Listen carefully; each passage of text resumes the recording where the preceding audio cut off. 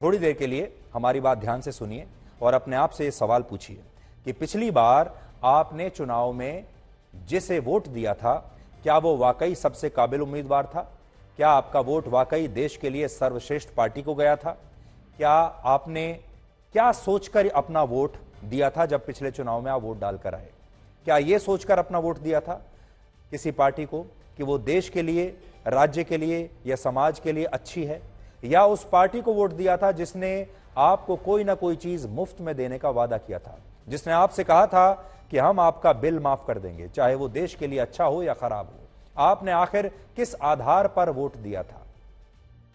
उस पार्टी को वोट दिया था जिसने आपको कहा था कि बिजली और पानी का बिल माफ कर देंगे, आपके बस का किराया माफ कर देंगे, आपका लोन माफ कर देंगे, आपको मुफ्त में स्कूटी देंगे, लैपटॉप देंगे, और अगर आप बेरोजगार हैं तो हो सकता है घर बैठे आपको पैसा भी मिलने लगे। क्योंकि आजकल पूरे देश में यह बहस छिड़ी हुई है कि ये जो मुफ्त की रेवड़ी वाली राजनीति है, ये देश में अब रहनी चाहिए या बंद हो जानी चाहिए, क्योंकि ये देश को खोखला कर रही है। श्रीलंका में जो कुछ हुआ उसे देखने के बाद हमारे देश में यह बहस और तेज हो गई है। श्रीलंका ने निर्यात से ज्यादा आयात किया, आमदनी पर ध्यान नहीं दिया, जनता को खुश करने के लिए टैक्स कम किया, और वहां सत्ता में बैठे लोगों ने भी खूब भ्रष्टाचार किया। इसके बाद से लोग कहने लगे कि जो श्रीलंका में हो रहा है, क्या वैसा ही हाल हमारे देश के कुछ राज्यों में भी हो सकता है? इस पर 19 जुलाई को एक सर्वदलीय बैठक हुई थी, जिसमें श्रीलंका के आर्थिक हालात पर चर्चा करते हुए हमारे देश के अपने राज्यों की हालत पर भी चिंता जताई गई और कहा गया कि कई राज्यों की आर्थिक स्थिति श्रीलंका जैसी होती जा रही है। अब आप देखिए, कहीं आप उन्हीं राज्यों में तो नहीं रहते। अब इस मामले पर सुप्रीम कोर्ट ने भी चिंता जताई है। सुप्रीम कोर्ट ने सरकार से कहा है कि आप जल्दी से जल्दी कोई नीति बनाइए, मुफ्त की राजनीति देश के लिए ठीक नहीं है।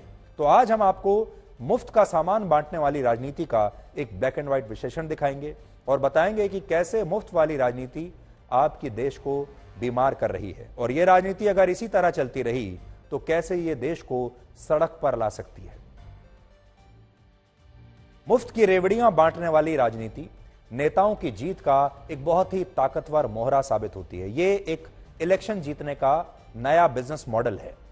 हाल फिलहाल में जितने भी राज्यों के चुनाव हुए हैं, उनमें लगभग सभी पार्टियों के घोषणा पत्र अगर आप देखें तो उन सब में मुफ्त की चीजें बांटने का वादा किया गया था। मुफ्त में मिली चीजें वैसे भी लोगों को बोनस की तरह लगती हैं और ज्यादातर लोग इन्हें तुरंत हासिल करना चाहते हैं, छोड़ना नहीं चाहते। यह मामला सुप्रीम कोर्ट में पहुंचा तो अदालतों ने चुनावों के दौरान मुफ्त सामान का जिक्र किए जाने पर रोक लगाने की बात कही। कोर्ट ने केंद्र सरकार को यह निर्देश दिए हैं कि मुफ्त सामान वाली राजनीति बंद करने के लिए अब वही कोई रास्ता निकाले। सुप्रीम कोर्ट ने सरकार से वित्त आयोग से बात करने को कहा है। साथ ही मुफ्त सामान बांटने वाली योजनाओं पर खर्च किए गए पैसे का ध्यान रखकर जांच करने की बात कही है। चुनाव आयोग ने यह सुझाव दिया है कि सरकार इस मुद्दे से निपटने के लिए एक कानून ला सकती है। इस पर सरकार का यह तर्क था कि यह मामला चुनाव आयोग के क्षेत्र में आता है। सुप्रीम कोर्ट में हुई सुनवाई में जिस एक बात पर सबसे ज्यादा जोर दिया गया, वो बात यह थी कि जनता को मुफ्त की रेवड़ी खाने की लत नहीं लगनी चाहिए, क्योंकि ये किसी भी स्वस्थ लोकतांत्रिक व्यवस्था के लिए ठीक नहीं है। लेकिन इस मामले में राजनीतिक दलों की राय थोड़ी अलग होती है, क्योंकि मुफ्त वाली राजनीति तमाम पार्टियों के लिए एक शॉर्टकट की तरह है। श्रीलंका की अर्थव्यवस्था पूरी तरह डूब चुकी है और वहां की अराजक तस्वीरें आप सब ने देखी है। जब पड़ोसी देश में यह सब हो रहा हो तो नजर रखनी चाहिए। इसलिए 19 जुलाई को केंद्र सरकार ने एक सर्वदलीय बैठक बुलाई थी। इस बैठक में विदेश मंत्री एस जयशंकर ने एक बड़ी महत्वपूर्ण बात कही। उन्होंने कहा कि श्रीलंका के गंभीर संकट से भारत चिंतित है और इसे बड़े सबक के तौर पर देख भी रहा है। हमें आर्थिक समझदारी दिखानी होगी और मुफ्त के सामान वाली संस्कृति के बुरे परिणामों से सबक लेना होगा। तो श्रीलंका से हम क्या सबक ले सकते हैं ताकि हमारे देश में कोई छोटा मोटा श्रीलंका ना बन जाए? यह बयान सभी दलों के लिए एक बड़े संदेश के तौर पर देखा गया, क्योंकि मुफ्त की रेवड़ी वाले इस कल्चर ने देश के राज्यों की कमर तोड़कर रख दी है। जीत के लिए जनता से मुफ्त सामान का वादा राज्य के खजाने पर बहुत भारी पड़ता है, और यह एक बड़ी वजह है कि देश के कई राज्यों का खजाना अब खाली हो रहा है। ज्यादातर राज्यों पर करोड़ों, हजारों, सैकड़ों करोड़ों का कर्ज है। आपको भी नहीं पता होगा कि विधानसभा चुनाव में मुफ्त के सामान का जो वादा किया जाता है, उसके लिए पैसा केंद्र से कर्ज के तौर पर लिया जाता है, या फिर वो पैसा कहां से आता है? राजनीतिक पार्टियों के घोषणा पत्र में मुफ्त बिजली और मुफ्त पानी देना तो अब बड़ी सामान्य सी बात हो गई है। इसे एकदम बेसिक वादा माना जाता है। राजनीतिक दल इसके ऊपर के वादों के लिए अब नए टॉप अप करने लगे हैं और अब बस का किराया, साइकिल, स्कूटी और लैपटॉप सब मुफ्त बांटने की बात हो रही है। बेरोजगारी भत्ता, गृहिणियों का भत्ता, ये देने की बातें भी होने लगी हैं। क्या आपने कभी सोचा है कि राज्यों में चुनाव जीतने वाली पार्टी कितना कर्ज लेकर आपको ये सारा सामान या आपको सारी चीजें मुफ्त में देती है? इसका जवाब आज हम आपको देंगे। राज्यों के कर्ज से जुड़े आंकड़े आज आपको ध्यान से देखने चाहिए। सबसे पहले आपको उन राज्यों के बारे में बताते हैं जिन पर सबसे ज्यादा कर्ज है। सबसे ज्यादा कर्जदार 7 राज्यों में टॉप पर है तमिलनाडु और उत्तर प्रदेश।